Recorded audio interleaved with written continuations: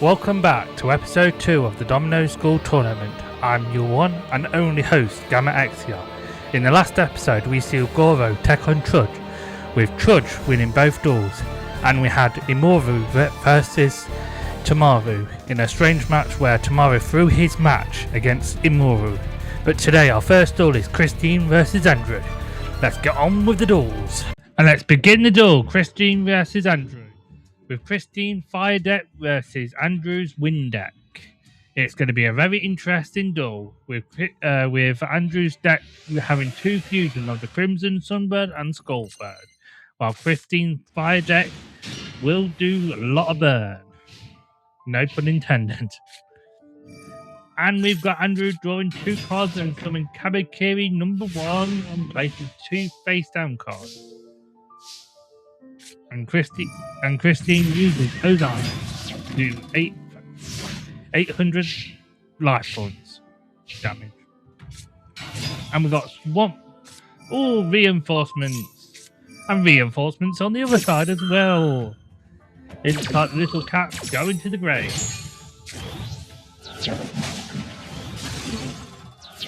And Swamp does 500 damage. Christine's already on the back burner, but she'll activate Monster Reborn, bringing her little cat back from the grave. And she'll sacrifice it to summon her Flame Cerberus, but Catapult will send it right back to her hand, leaving her wide open for attack. And we got another King of the Swamp on the pick field. We got a whopping 2,400 damage to Christine.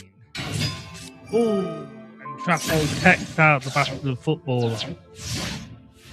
Christine's on the back burner again, but not intended.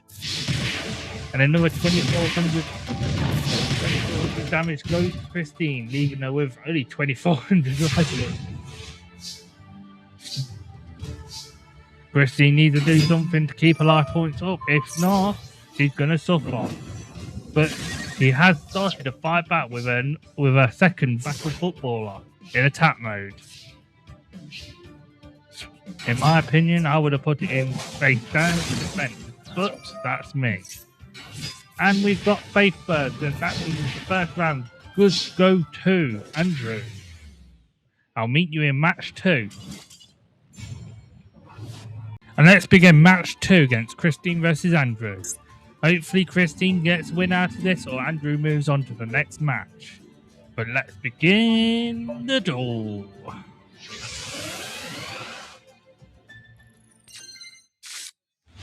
It looks like Christine's got a very defensive hand.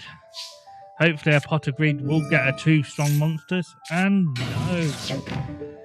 It looks like she's going to struggle in the first half of the match, something that she wasn't hoping for. And we've got Faithbird and Flowing of the Wind.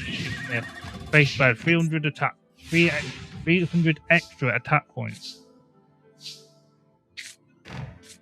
And Christine's going into the defense. And we've got Fire Darts. So every time she rolls a dice, that's how much attack points he will lose. And we get Polymerization, fusing together to get Crimson Sunburn, Andrew's boss monster. And we get Widespread Ruins, destroying Crimson Sunbird. But Icarus attack destroys the two battle footballers. And Flame Spirit just been summoned. Did 2,000 life points damage to Andrew. Lucky enough, Christine's got all her life points left over, while Andrew's nearly down to half. Kamikiri number 1 goes to trade, but that allows us to summon another Faith Bird in the deck. And Java Greed lets him draw one more card. To be honest, Christine is a beginning duelist and surprising. But another reinforcements to help Spirit of the Flame stay on the pitch for a bit longer. Looks like Christine might be able to hold this line up. And Christine summoned her boss monster, the Flame Cerberus. And Flame Cerberus joins the pit field. And knowing, Wabaku Andrew just survived one more turn before he's defeated. Can he draw out Monster Reborn or any other card? And he gets Fusion Recovery, bringing Polymerization and Faithbird back to his hand. Sadly to say, without his other fusion material, he doesn't stand a chance. But thanks to the Faithbird, it means he'll last. Oh, never mind. We got 2 Lords of the Flames on the pit, and the duel is over. That means we go to our tiebreaker event. Let's go to the tiebreaker. And let's start the tiebreaker events against Christine versus Andrew. Both duelists, if one of them wins, they move on to round 2. But let's see who gets to this. Looks like Christine Hand is going to struggle, with her monster being Battle Footballer. But she does the first damage of the duel with 800 to lose life points. And we've got Mystic Typhoon getting rid of Wabaku, but Wabaku activate, making this round pointless. And we've got Gold Redbird summoned and gone to the grave. And we've got Drop.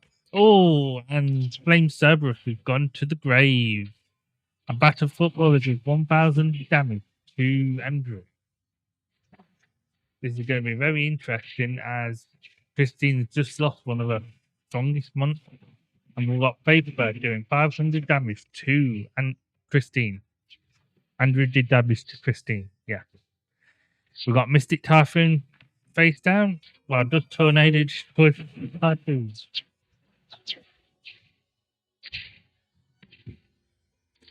And we've got another bird, Packet.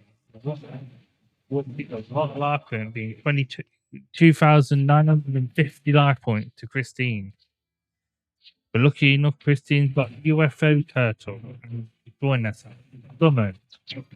That's enough lane to deploy the other. Christine's gonna stuff off soon if she doesn't get any other stronger monsters or even Monster Reborn. But it's sad to say, Andrew has summoned Christine's body into a Flame Cerberus.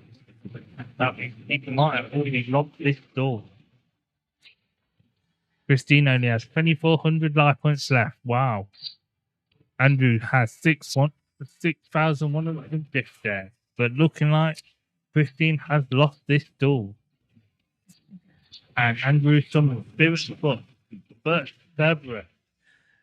Andrew destroyed Christine with her own cards. How brutal can that be? But let's go to the next match. Andrew moves on to the second round. The next match will be Jessica versus Suzoji. Let's begin the duel. So we begin the next duel, Jessica versus Suzoji. Both decks are quite interesting. We got a second win deck in the last match. Now we got our second win deck. This one actually does focus on fusion like the other one did, but it only deals with one.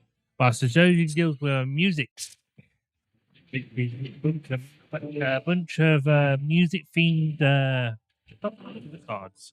So it has an interesting deck.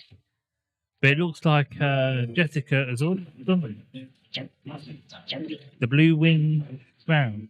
But the first music card has been summoned as the Spirit of the Heart has taken up the field. And we have E in attack mode. And it's going to be very interesting because you know what face card he has. Reinforcement giving it. And we've got reinforcements on the other side as well. It means you will lose life points. We're going to lose again. The second damage of the duel. So this is going to be quite interesting because Soji needs to get his boss monster out to actually beat the blue-winged crown. And we've got the King's Swamp attack mode and just survived thanks to the castle walls. That means you need to get polymerization out ASAP, but it looks like it's failed. Looking at the monster needs Jessica's hand is King's Swamp goes with rain, and the Little Mermaid goes with it. And we've got Fisher taking out the Spirit of the Hothead, leaving the field wide open for Jessica to attack. It looks like Soji has given up the duel as Jessica just lost the damage. Wow. 200 life points left for Soji. It means this duel will be over in the next turn. Hopefully that is another Spirit of the Hothead. If not, it means the duel will be over quite quick. And sadly, it's not. It's the Dark Witch of the Forest, bringing up another Hibiki. But sadly to say, the first round goes to Jessica Snow. In round 2. And let's begin the second match, Jessica versus Soji. Soji needs to win this duel, or Jessica moves on. So let's see if Soji can actually get a tiebreaker duel. And looking at Jessica's hand, he's going to be in a rough rod. Hopefully, that face down card is either the witch card or Spirit of the Harpist. But lucky enough, it's sent back to the hand by the catapult.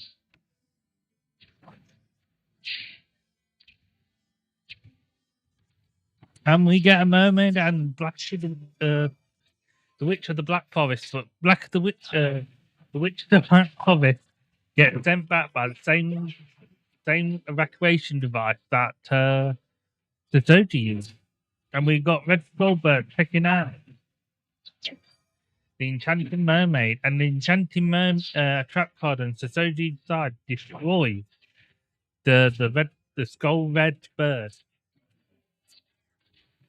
And the Witch of the Black Forest does a load of did 1,100 damage to Jessica. And we've got Faithbird attacking Witch of the Black Forest. But Witch of the Black Forest special ability allows him to get a card to his hand. A monster card to his hand, to say. And Jessica, the Soji is still playing very defensively. But no. Oh, and Trahold text out.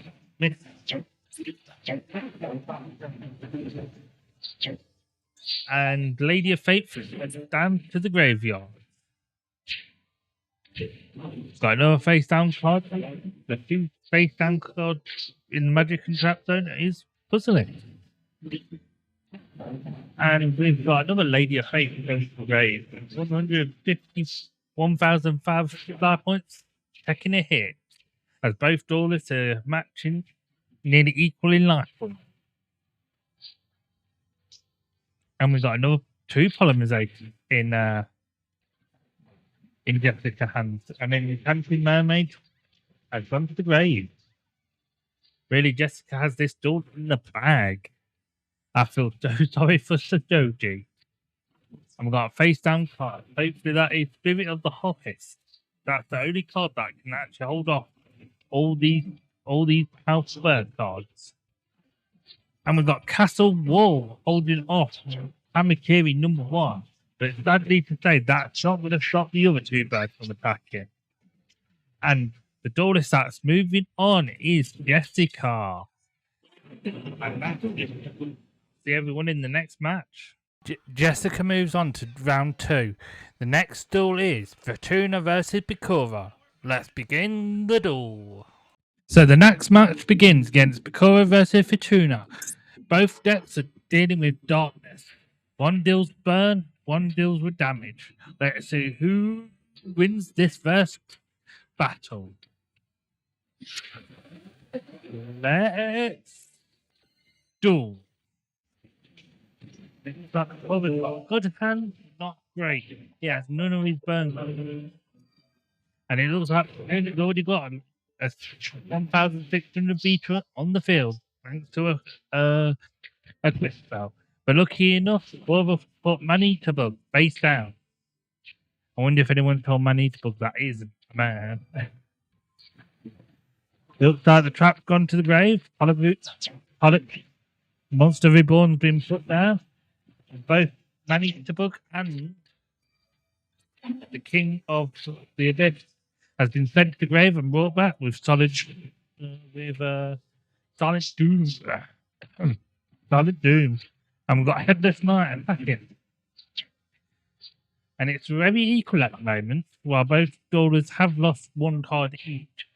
Life points have not changed, but brain control and Monster Reborn brings that King of the Abyss to the field.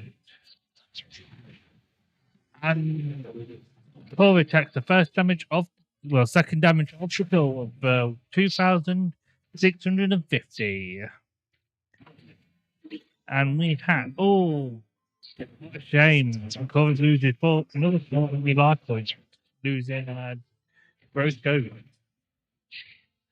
Lucky enough, the Headless Knight defense points are higher than most of the Tunis cards besides his boss monster.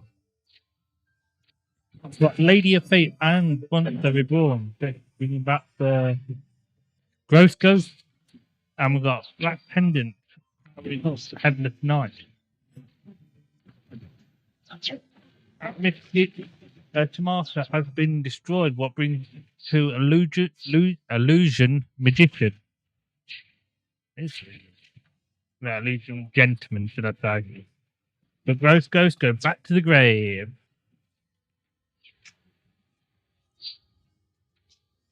And he's gonna use, didn't use fish off. Because it's actually handling holding his home, but I'm actually shocked he didn't actually use Fisher to destroy the. I've got Truffle sending Ancient Brave to the grave. And looks like because he's got one of his burn cards, so just either. And Fortuna's life points down to 3,700. But the life points, besides only a 1,000 difference, it actually shows who's holding their own. We've just got a fate plan stopping that duel for that. It looks like Fortuna's is keeping his monsters on the field. Oh look, got energy chain, and just as that's happening, dealing 1,000 life points versus Fortuna.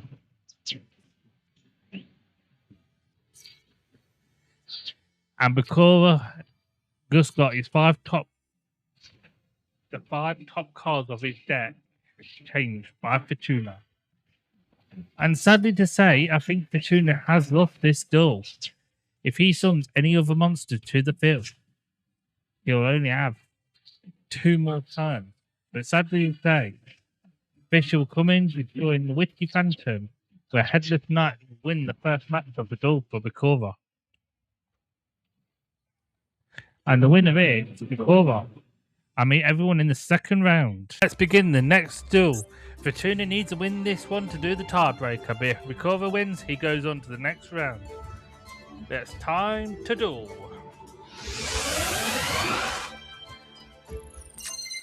Let's see what Bikova does have a good hand on him. With energy chain, Headless Knight, and Manita-Bug. It means Fortuna is going to lose a monster and sadly to Fortuna, he's going to lose one of his strong monsters to Manita-Bug. And Manita-Bug goes to the grave with losing grip. And sadly to say, Fortuna already lost 2,000 life points over that. Oh, but sadly to say, Fortuna actually planned that and saw a Mystic Tomato in defensive mode. Thanks to his trap. They changed that to again, dropping Fortuna's life points down to 5,000. But sadly to say, Bakura's life points are not looking much better. Some among Jenny, you know, I sound like I'm speaking German half the time. If things happens again, dropping Fortuna's life points down to 4,400. But lucky enough, Bakura's monster she survived. And probably took out Big Eye, but places Goblin Zombie face down in defense while Tuna summons another Mystic Martyr in attack. But lucky enough, Goblin Zombie is able to send another one to his hand when destroyed. And we got Change of Heart bringing over. If we care to go to the grave and bring to the field magical ghosts. Another 5,000 life points goes. Both duelists are reaching their end match. It looks like the score is going to lose the rest of his life points. That means Fortuna wins the second match. That means we go to our tiebreaker. I'll see you in the tiebreaker match, everybody. Time to go on to the tiebreaker events against Fortuna versus Bakura. Now, both win to go on to round 2, but hopefully one will show off their deck a bit more. And we got Mystic Potato, Tomato, and Energy Chains on the field. That means at any time a card is played on the field, 500 life points will go down the drain. And it looks like Fortuna's already lost 1,000 life points. Because they make it 1,000 life points in the second turn of the game. But Mystic Tomato will summon its Ren Mystic Tomato. And on the second turn, Fortuna used on 2,500 life points. The club absolutely lost 1,000. But sadly to say, Bakura's life points did drop in drastically. But if Fortuna doesn't put up their plan, he is going to suffer because he can only play at least 2 more cards before he loses.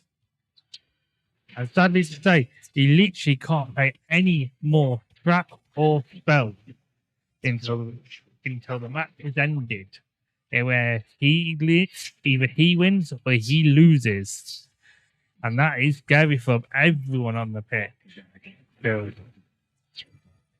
And both Mystic Tomatoes that will summon Mystic Tomato and a Mystic Tomato will clash again, and we'll get